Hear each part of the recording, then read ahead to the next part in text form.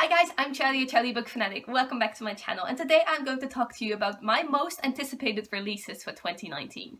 I actually thought I didn't have a lot of books on my TBR for 2019 because I didn't really add a lot of books lately, but apparently I actually have quite a few books I am looking forward to that are coming out in 2019, so let's talk about them. The first book I am so excited about that comes out in 2019 is book 4 in the Three Dark Crowns series by Kendare. I literally just finished the third book in the series and it was so good. These books always manage to end on notes that you just want to read on, and you can't. You have to wait an entire year for the next book to come out, and it's very frustrating. It's also very exciting because you can't have it immediately and you're just looking forward to it so much. I think this is just a general series thing. I'm mostly catching up on series, so I don't really have to wait for them. The book is just there, and now I'm caught up with most of the series I'm reading, and it's really annoying because I have to wait such a long time. Like, some of the series I'm reading don't even have a publication date yet, and it's a thing. It's really a thing. You can probably relate to this. But back to the third book for the Three Dark Crowns series. Three Dark Crowns follows 3 queens who have to duel to the death for one of them to become the ultimate queen of this continent. We are currently on the third book, so you can imagine how the story has already moved on from that point. We already have a queen, but there's still an entire story to delve into. I think the fourth book is the last book. I think it's a quartet. So the fourth book is coming out in 2019 is also the wrapping up of the story, and I cannot wait to see what Kendare will do with the story, because I have this nagging feeling that this is not going to end well for the main characters. Another book I am super excited about is Kingdom of Beck by Marie Lu. I think this is Marie Lu's newest YA fantasy standalone. I love Marie Lu. Like, I love her books. The Young Elites trilogy is one of my favorite series of all time, and when I saw that she has a new book coming out in 2019, I had to add it to my TBR immediately, because really Marie Lu is an author by author for me. I also love her Warcross duology, by the way. Those are the latest books she released, and they are so good. And the premise behind Kingdom of Beck is also incredibly unique. Like, I don't know where Marie Lu got this idea, but it sounds so good. This book is based on the childhood of Mozart. His sister Nannerl, I don't really know how to pronounce it, but you spell it like Nannerl, so I have no clue how to pronounce it, but it sounds so unique. Like, I don't know if Marie Lu's a huge fan of Mozart or anything, but the idea is so cool. It is a fancy book because there's a magical imp who promises Nannerl that she will always be remembered after she wishes for it, but to fulfill that wish, Nannerl has to make a terrible pact to solidify her place in history. So it sounds like there's going to be some tragic happenings in this book, and I am all ready for a new tragic story by Marie Lu. Another fourth book in the series, the fourth book in the Bone Season by Samantha Shannon. I love the Bone Season. I love the hardcovers. The hardcovers are so pretty. Wait, let me get it for you. Can you see this? Do you see this? It is beautiful. This is beautiful. And I have no clue why in the world it is this hard to find these hardcovers anywhere, especially the third book, The Song Rising. It was sold out on Book Depository, so I had to wait for it to come back in stock before I could buy it. And I can only hope that the fourth book will come out in this edition, because there are new editions of this book, and I just want the fourth book in this beautiful edition. Like, why is it this hard?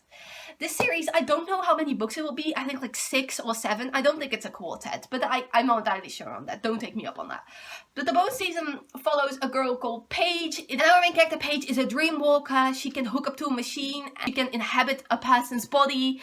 It is really cool. She can make them do stuff. But there are a lot of different voyant abilities in this book. Like, there at the beginning of the book, I think it was, there's a whole tree of voyants. Like, it is all very complicated. It's not as complicated as it looks. When you're reading the story, it all really makes sense. It gets explained very well. I have never had to look back at the voyant tree. I just look at it at the beginning of the story and then I moved on from it. Such a good series, and how Paige has grown throughout these books is incredible, and I cannot wait to see where the fourth book will go. And now I am wondering if it is the last book in the series or not, because then I am even more excited for it. Another book by Samantha Shannon I am looking forward to, and people have been getting asked of this and I was so jealous. It is The Priory of the Orange Tree. This is a gigantic adult fantasy I think it's adult, and I think it has over 1,000 pages or around 1,000 pages. It is such a thick book, but it is about a dragon. It is a standalone as well. That is why it's such a thick book. The plot is very vague. I don't entirely know what the story is exactly about. It follows a queendom, and the queen has to conceive a daughter to take over her rule eventually, because assassins are getting closer to her door to kill her. So she needs an heir in place to take over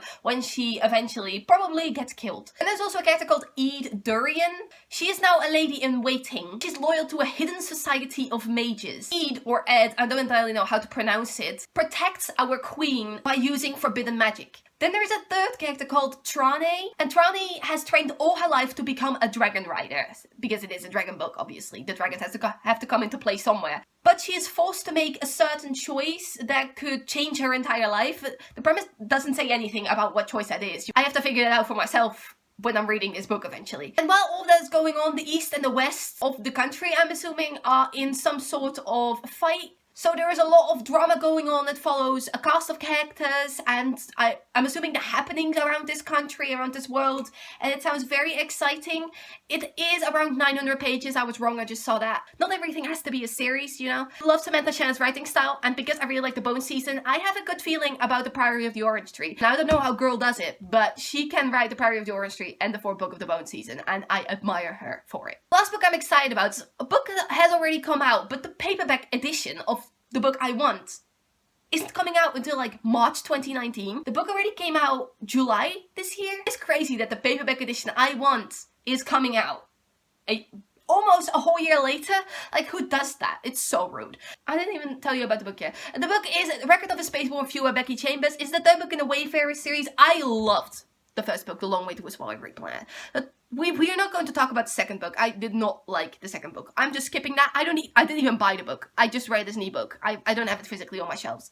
I am buying the third book, probably. The second book followed side characters from the first book, and I think the third book just follows completely different characters, not related at all. So I have a better feeling about this because I didn't really like the characters from the first book who are going over to the second book. So I have a better feeling about this one, and the cover is prettier than the second book, if I am being honest here. But if you don't know what The Long Way to a Small Angry Planet is about, it is about a cast of characters who are on a spaceship. It's not really plot driven. They are just on this mission on this spaceship, and you get to see their dynamics on the ship. They're aliens, they're humans, they're different sexualities, they all have different habits because they're different species. And it is great. The character dynamics are lovely. There's humor in there. There is great lesbian romance in there, which I did feel a bit iffy about. Like, I didn't really get it. I didn't really feel iffy about the lesbian romance. I felt iffy about how we didn't know one of the characters was a lesbian and it was used as some kind of reveal. That was a little annoying. But yeah, lesbian romance in there, it was great. Like, a lot of fun, a lot of sassiness. It was a really great book. I don't recommend reading the second book. It wasn't as good. It just didn't have the same humor, the same impact to it, same character dynamics that the first book had. You don't really see any of the characters from the first book, aside from like two minor side characters who are now the main characters in the second book. But the third book is following a completely different cast of characters, and since I managed to love the first cast of characters, I have really good feelings about the third book having a new cast of characters. I said cast of characters so much, it's not even a group of words anymore, really. These are the books I am anticipating for 2019. Let me know down below if you are anticipating any of the books I just talked about, or are you anticipating any books I just mentioned and might have looked over? I would love to know. Thanks for watching. Goodbye!